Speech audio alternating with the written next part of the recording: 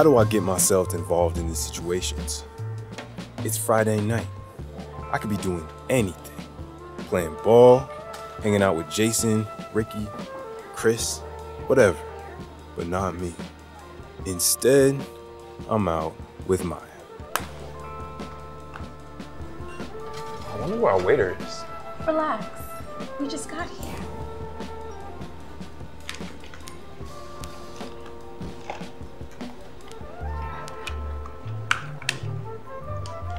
What? I need to use that. I mean, don't get me wrong. Maya's cool. Good looking too. She's got a nice figure, right height, smart, yada yada yada. Maybe that was my problem. They were all good looking. Alana, Asha, Stephanie, all had nice figures. All were smart, they just lacked something. Look at her. Take a good look. She's beautiful, isn't she? Sure she is. Now she has a good job too. All the things I should be looking for. I shouldn't even complain about being here either. It's because of me that we met. She works in the same building as I do, only she works on the 25th floor. I don't know the name of the company, but I should get some kind of award for knowing that much.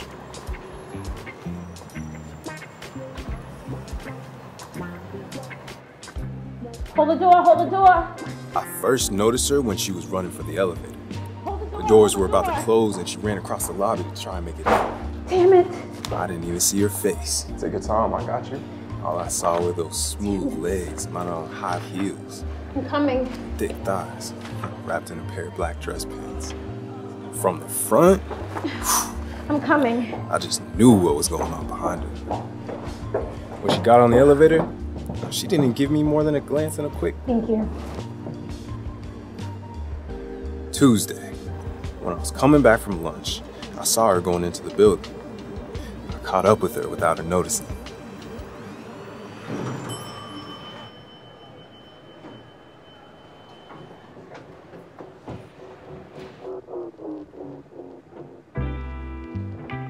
We were in the elevator alone.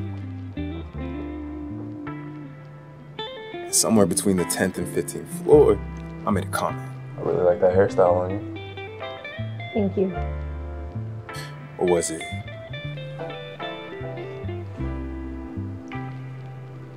You smell really nice. What's that? Shanel? It is.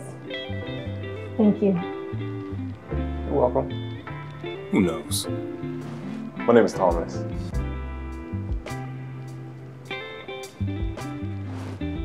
Amaya. But that led me to opening my big, flattering mouth and telling her all this nonsense. I'm waiting to get a chance to speak to you. You know. Really? About what? You selling insurance or something? And some other things along those lines.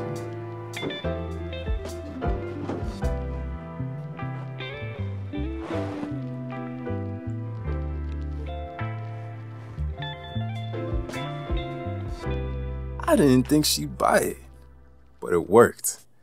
When I got home that night, she called me. Hello? Hey, how are you?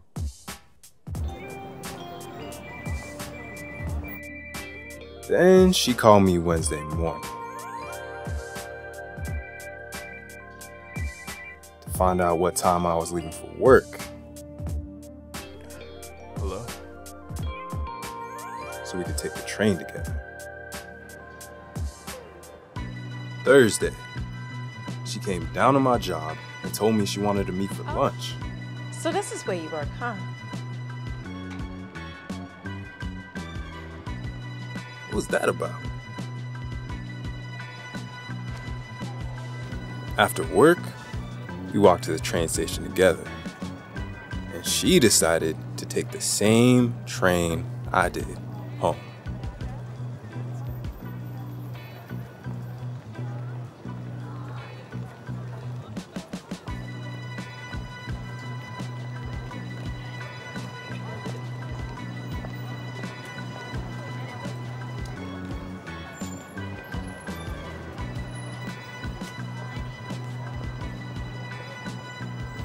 I wasn't too sure about what was going on, so about 10 minutes into the ride, I told her I had this doctor's appointment for this cough I was having. To make the story more believable, I began coughing and hacking until a man threatened to knock me out if I didn't move from standing over him. Well, I didn't plan that part, but the added touch of the threat worked like a charm. When I got home, you guessed it, she called again.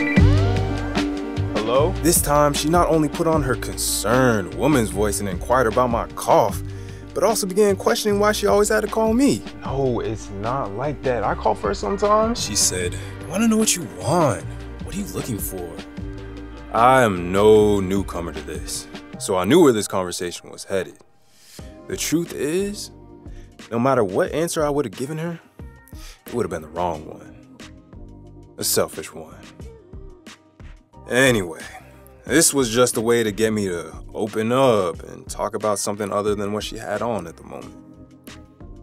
I then told her that my throat was really sore from the medication the doctor gave me, so I couldn't talk long. But we should go out for dinner tomorrow.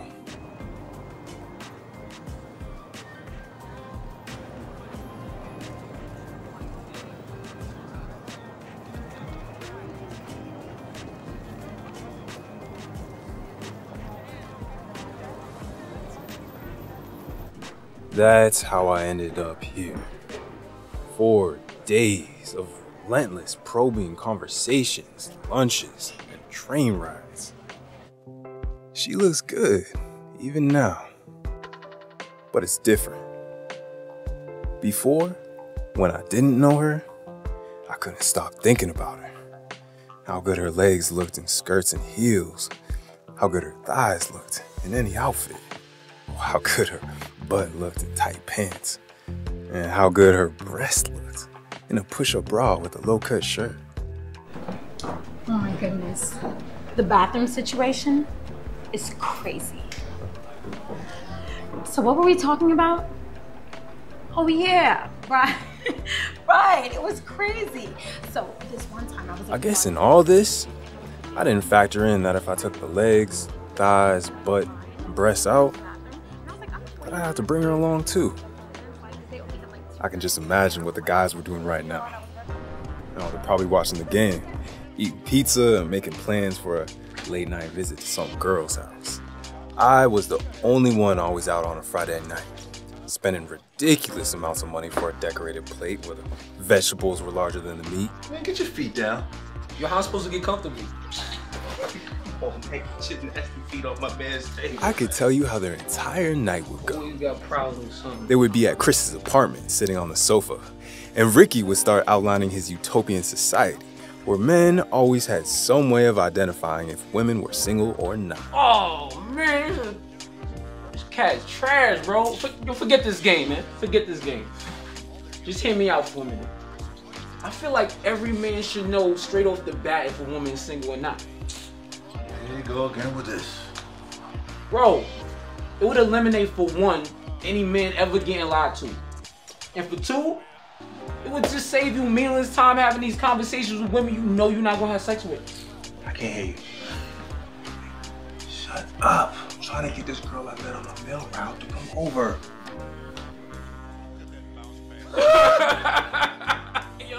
Yo, come on, man. Chris will then start screaming for Jason to hang up the phone. Yo, hang the phone up. Hang it up. Hey, yo, man, you've been on the phone like the last 15 minutes trying to get this girl to come over. I mean, at this point, if she does come over, all she gonna want to do is cut her. Come on, stop disrespecting my call. Hang it up. Hang it up. Do it. I'm hard to call you back. After Jason agrees and hangs up on her, Chris's girlfriend Kathy will come in the room and complain about the noise. What the hell is going on in here? What the hell you got on? Can't y'all see I'm sleeping? I like listening to Chris talk. He always has something insightful to say. Then go upstairs and lay down. We do this every Friday. You do. You do this every Friday. That's we do. And every Friday we have the same discussion and nothing changes. One of his favorite sayings was that there are two things you never run after: a bus Is that a problem? or a woman. Yeah, Kathy, is that a problem? Because there's always another one coming around the corner. Shut up. Yeah, Ricky, shut up. I want to know if she has a problem. I would listen to him talk and chew the meat but spit out the bones. Because it seemed to me like Chris was always running after a woman on a bus. Once this game is over, y'all need to get the hell up out my house, okay? Some of us gotta work, you know. It's Friday night, Kathy. No, you're right, bro. Good night. Get home safe. Really? Don't even look at me like that. Clean up this mess. I'm going to bed.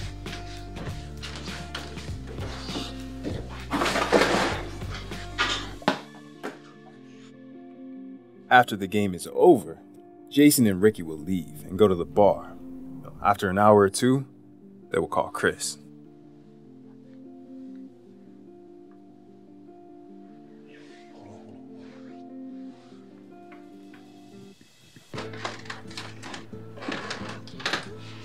What's up? And tell him that they met these girls who are down. For real? Alright. Give me 25. I said give me 25 minutes. I'll be there. I'll be there. Now, 3 hours after the fact, Chris will wake Kathy up and tell her that he didn't appreciate the way she disrespected him in front of his friends. Kathy. Kathy. What? We need to talk.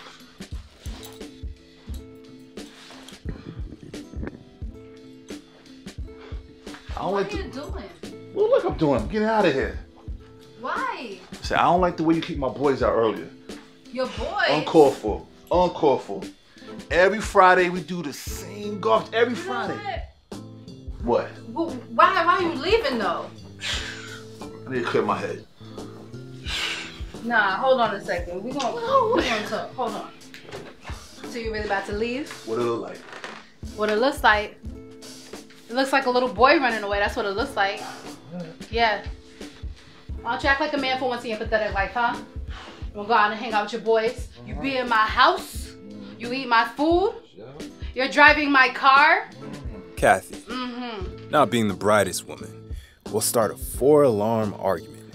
And Chris will storm out of the house and down to the bar to pick up Jason and Ricky and take the down girls back to Jason's apartment.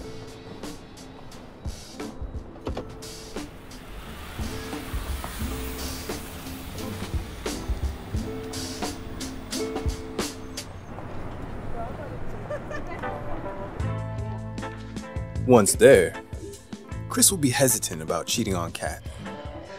Again. It really isn't that big of a deal, right? It's actually normal, healthy. But Jason and Ricky will convince him with one of our favorite lines, which was, Women are all the same. I mean, that is true, right? Absolutely.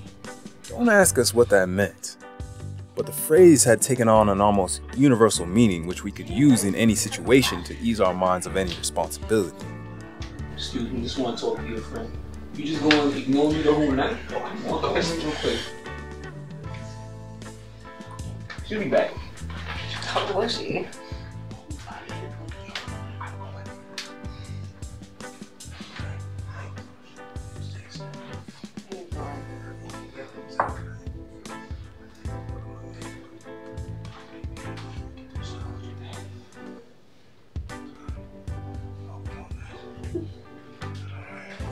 fun.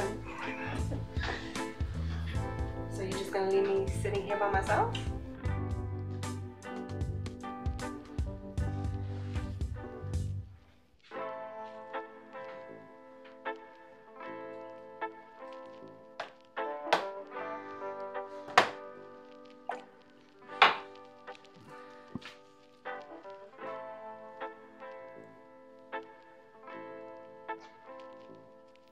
Personally, I don't believe that.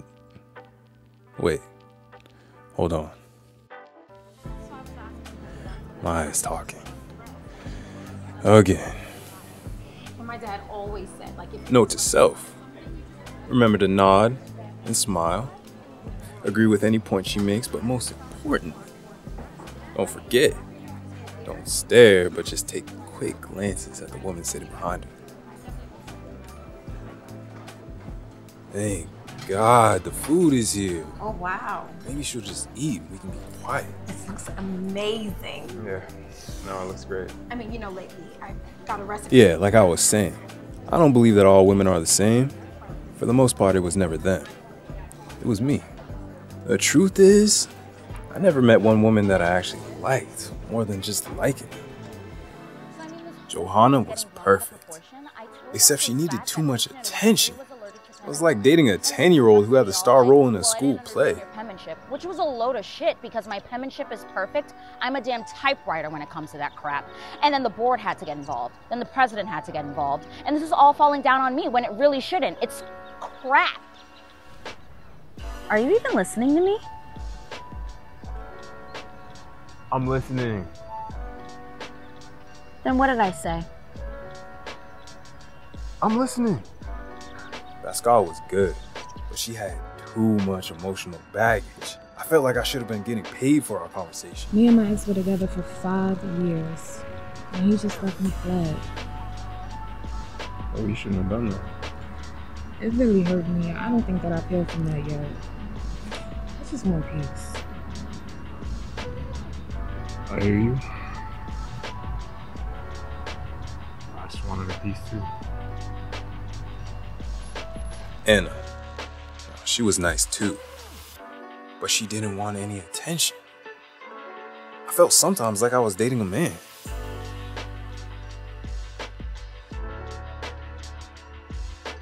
So, you want to talk about how you feel about what we just did? No, I'm good. You want to cuddle or something? No, it's kind of hot in here. I'm good. You're good. She's good. Oh my God. What kind of movie do you want to watch? Any movie is good with me. Elaina was too quiet. It doesn't matter which one? Nope. Anyone you choose is fine. Even though I don't know why that bothered me, since I didn't like him to talk anyway. Maya, on the other hand, was the exact opposite. She couldn't stop talking. Look at her now. It tastes so good. Maybe they'll let us speak to the chef. I could use the chef for that party at work. As I speak, she's bobbing her head, chewing, and talking to me, but she thinks I'm staring at her because I'm interested in what she's saying. But I'm really just amazed she hasn't choked yet. So, do you travel a lot? Not really. No. Have you ever been to, let's see, Spain? No. Oh no, you have to go. You've never been to Spain? I've been to Spain and There was this one girl, though. I was by the elevator waiting to go home. When the elevator arrived, I was the first one by the door with a crowd of people behind me. I was looking down at the ground when the doors opened, and when I took one step to get on the elevator, I raised my head and saw her. She was standing right there. She was beautiful. Chocolate brown skin, radiant smile, and eyes that sparkled like black pearls in the sun. I can't tell you what the rest of her looked like. I tried to get my eyes to move down the rest of her body, but I couldn't.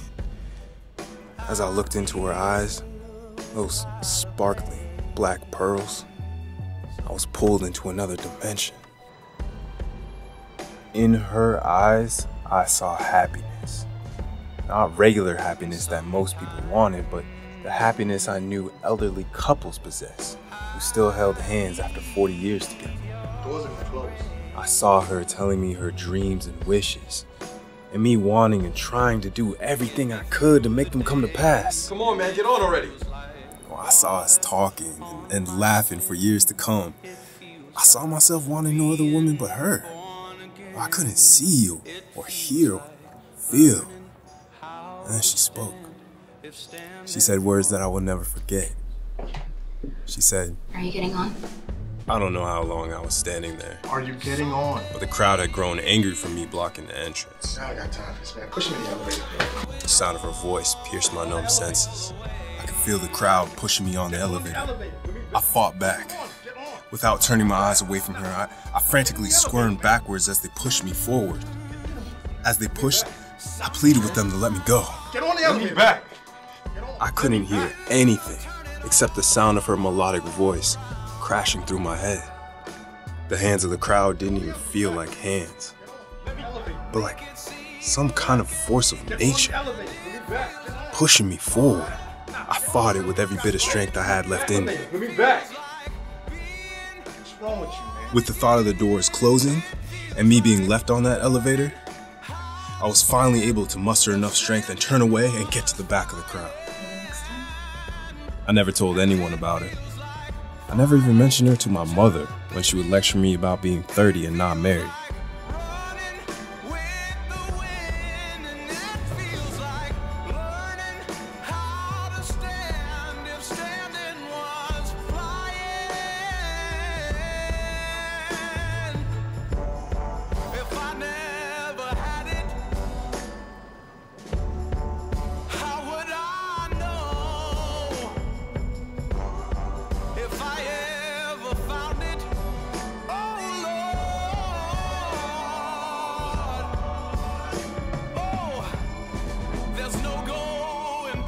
Never told Rich, Jason, or Chris either. Anyway, from the way they behaved, I got the feeling they met her before themselves. Maybe Jason met her on his mail route.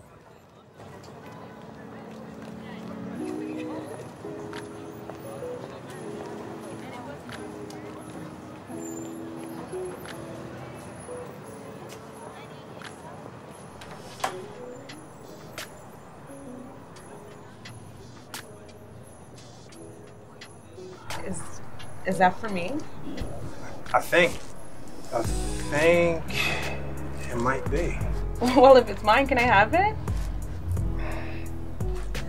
I'm sorry, I had the wrong address. Sure. I mean, can I at least check to make sure? I'm pretty sure. I'm sorry. Chris might have met her running after a bus. Excuse me. By any chance you know if the bus came already? No, I didn't. I'm waiting for it too. Thank you. You know where you're going? Think I do. Don't think. You gotta know. You don't want to end up in the wrong place. The bus is coming. Take it with me? I think I'm gonna walk it out. Take it the long way, huh? Ricky may have seen her somewhere too. Who knows? Excuse me, miss. You know where? Don't know what? Just looking for directions. Okay, you need to walk a couple of blocks back that way. That way? Yeah. You okay? I have some time. I could walk you there. Me and you? Yeah, together. I think I'm gonna find it myself. You're lost. How are you gonna find somewhere you've never been? Thank you for your help.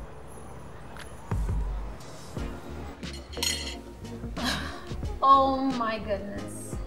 So good. Did you enjoy it? Yeah, it was good. Really good. So, what do you want to do now? We could go for a walk. All I know is, now, I meet women and go out to eat. Most of the time, I end up like every other guy in this restaurant who's on a date. Yeah, I like that. Great! We can go to the boardwalk. I heard it's really, really nice over there. We can try some gelato. An hour into the date, you start wishing you had taken them to the movies. Like Chris said all the smart guys did. You're in the popcorn, I mean, it's totally up to you. Sounds good.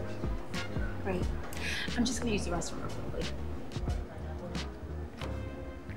That way you have a legitimate reason for not speaking to them. And depending on how good the movie was, they might actually think they're having a nice time and sleep with you.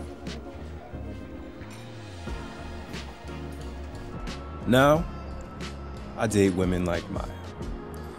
No voice piercing my senses. No black pearl eyes taking me to another dimension. So, be honest. How are you enjoying the night? I'm having a good time. Really? Yeah. We would go out for about another 2 or 3 weeks until it ends. I'll let her do it. She at least deserves that much. What? Nothing. She would never understand that the reason I asked her out in the first place was the reason we were breaking up. The Mayas were good though. No voice, no smile, no eyes, no dreams. Just food.